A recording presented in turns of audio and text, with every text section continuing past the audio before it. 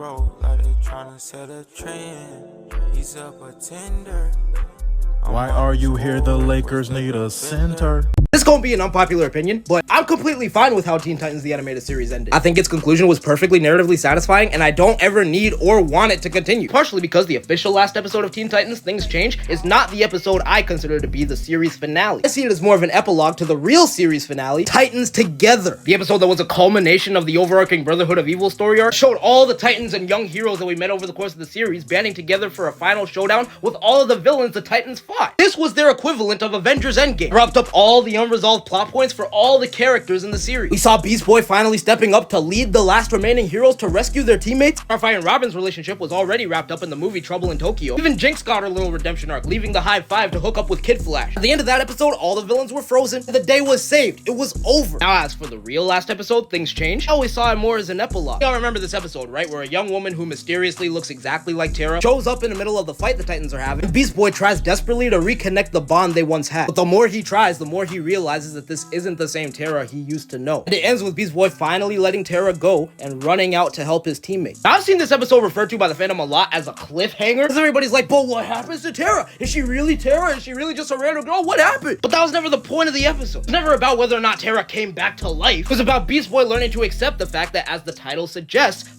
things change. People change. I also really appreciate how the show leaves it ambiguous enough for the audience to interpret who this girl is. Personally, I think the evidence suggests that she really is Terra who came back to life somehow. She either has amnesia or, as Slade suggests, she just doesn't want to remember, which I think is the most likely scenario. The episode tried to teach its audience that sometimes in life, you have to let things go, even when it's hard. Which is a lesson that I feel like the fandom today really has to take to heart. But yeah, I do view it as the natural conclusion for the Teen Titans animated series. But what do you guys think? What would you have liked to see in season 6? Let me know in the comments below. And if you fly like me, give me a follow. While I still have mixed feelings on the upcoming Avatar The Last Airbender remake, just cause I really don't think it's necessary, but I saw these new posters that dropped this week. Woo!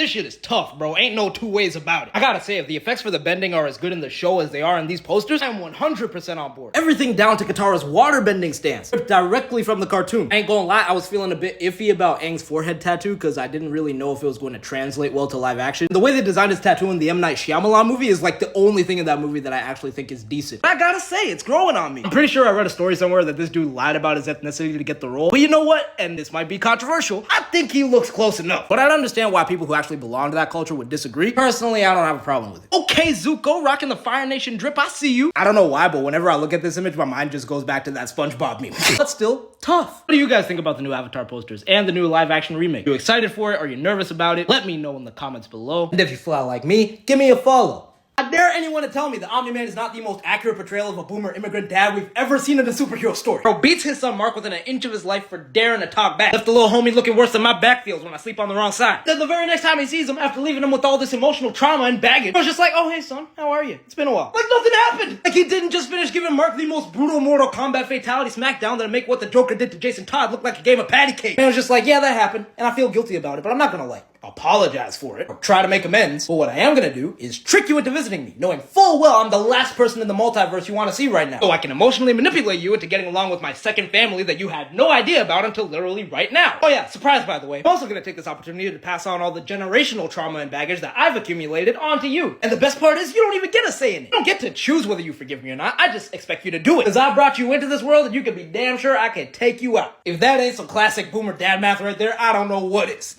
I just found out that the 8:30 class that I took a 1-hour train commute to get to is now canceled. So here's my ranking of all the Robins of the Bat fam, since now I don't have shit else to do. Coming in dead last is Stephanie Brown, the only female Robin in main continuity, who in my opinion barely even counts as a Robin at all. This Batman really only hired her because he was looking for a quick replacement for Tim Drake, only to fire her after like 3 issues for disobeying his orders. And then Shotty got packed up in the midst of a citywide gang war that she started by stealing one of Batman's contingency plans. She's definitely the most incompetent person to wear the red and green. Number 5, Carrie Kelly. I debated putting her on this list because she's not a main continuity Robin, but I just feel like she's way too cool of a character to leave out. I think she adds a much needed layer of youthful optimism to the dark, desolate world of Frank Miller's The Dark Knight Returns, even though she's the Robin on this list with the least combat experience. Her character took kind of a weird shift when she became Batwoman later on, but I guess it makes sense considering the Batman she had as her mentor was this old, grizzled, bomb shelter dwelling militant nut job. Number 4 is Damian Wayne. Even though I've talked before about the disdain and resentment I have for this character, I really dislike what the character's creation did to the Bat family dynamic, I can still admit that in in theory, he's a pretty interesting character. Bastard son of Bruce Wayne and Talia al Ghul, raised from birth to be a cold-blooded killer, who now as Robin has to unlearn everything the League of Assassins taught him to be a true hero and heir to the Batmantle. Even though there's a lot of things about the character that annoy me, like how the writers keep recycling the same plot points and character arcs for Damian, they've been doing it for the last like 10 years, it's not hard to see why he's become a lot of people's favorite, especially with the DC animated movies. Number 3, Jason Todd. Might not have necessarily been a good Robin, especially by Batman standards, but he sure as hell was an entertaining one. At least post-Crisis Jason was. Pre-Crisis Jason stole Dick Grayson's whole fucking flow, word for word, bar for bar. But after they rebooted his origin, he went from being a Dick Grayson carbon copy to a certified G. The fact that his first encounter with Batman was stealing the tires off the Batmobile, socking Batman in the gut with a tire iron, like a gangster. May have been small, but Jason Todd was with the shits from day one. Which in retrospect is kinda sad, cause, well,